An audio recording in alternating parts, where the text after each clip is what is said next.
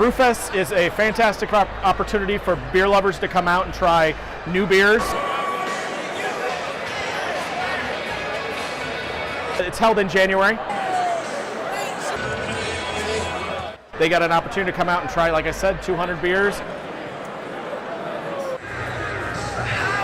Get a little, if you're in the VIP, a little taste of what local restaurants have to pair with their beers.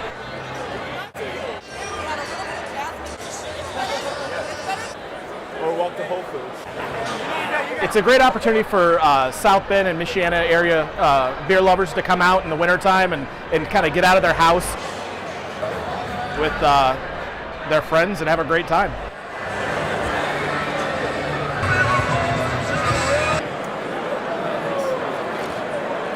Maybe too harder.